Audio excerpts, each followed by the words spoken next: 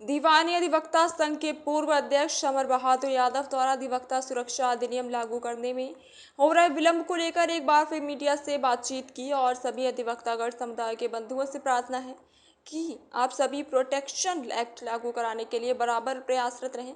फिलहाल हमारी उत्तर प्रदेश सरकार हम सभी अधिवक्ता वर्ग की इस प्रोटेक्शन एक्ट लागू करने और अधिवक्ताओं के लाइफ इंश्योरेंस कम से कम 10 लाख रुपए और मेडिक्लेम इंश्योरेंस पॉलिसी भी 5 लाख रुपए भी फ्री कर देगी और आंकड़े को ध्यान नहीं दे पा रही है। यद्यपि अधिवक्ता समाज की रीढ़ बनकर बराबर सामाजिक और न्यायिक सेवा सतत करते रहें और नई संशोधित संहिता में सरकार ने डॉक्टर प्रोटेक्शन एक्ट लागू किया है और अधिवक्ताओं को अनदेखी भी की गई है, जबकि संविधान की रक्षा करने वाले, मान सम्मान और पालन करने वाले अधिवक्ता ही हैं। पुनः भारत से आगाज करते हैं कि नई संहिताओं को लागू करने से पहले ही उसमें अधिवक्ता प्रोटेक्शन एक्ट लागू कराने के लिए एक्ट बनाकर लागू किए जाने की कृपा करें। जी, तरह से आप जो है जा रहे हैं। मैं पंकज जी अपने अधिवक्ताओं की समस्याओं को सुनता भी हूँ और अपने प्रचार में भी हूँ। अधिवक्ताओं से अभी हम यहाँ 2 साल अध्यक्ष रहे हैं और जिसकी वजह से यहाँ के लोग तो जानते ही हैं हमारे बारे में। और इसके बाद अपने 18 ज़िलों में मैं अभी तक भ्रमण किया, 45 तहसीलों में अभी तक हमारा दौड़ा ही चल रहा है।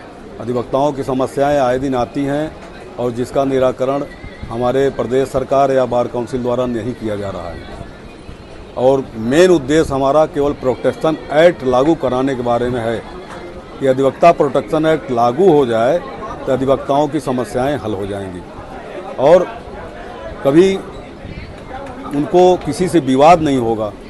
जो आए दिन जो है पट्टीदारी का मार है, लोगों से झगड़ा फसाद है या जो है उसमें 302 में फंसाए दिए जा रहे हैं, गलत मुकदमे कायम हो रहे हैं, इन समस्याओं से निजात पाने के लिए प्रोटेक्शन एक्ट लागू होना बहुत ज़रूरी है।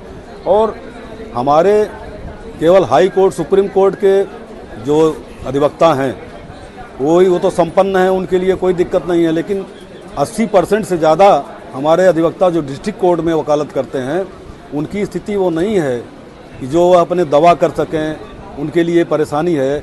मेडिक्लेम के लिए भी मैं लड़ रहा हूँ कि उनका मेडिक्लेम कम से कम 5 लाख रुपया फ्री किया जाए और 10 लाख जो 5 लाख रुपया मृतक वारिसों को दिया जाता है उसकी धनराशि बढ़ा के 10 लाख किया जाए। शासन से क्या मांग करते हैं? शासन से केवल इतना ही मांग कर रहा हूँ कि वो एडवोकेट प्रोटेक्शन एक्ट लागू कर दें और उसको प्रोटेक्शन एक्ट लागू करने में उनको केवल व्यवस्था देनी है। उनको केवल उनका कोई नुकसान नहीं है कि अधिवक्ता के बारे में प्रोटेक्शन एक्ट लागू कर देंगे तो उनको अपने बजट से धन देना पड़ेगा, अपने बजट से कोई वो देना है, केवल व्यवस्था देना है।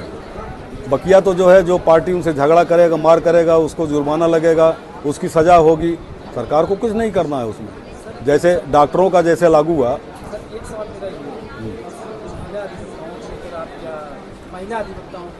महिला अधिवक्ताओं का हम लोग सम्मान करते हैं।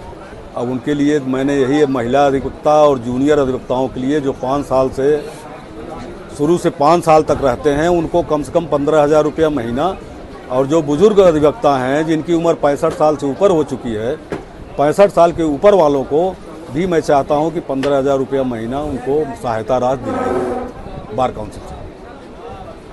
ये मेरा लक्ष्य है।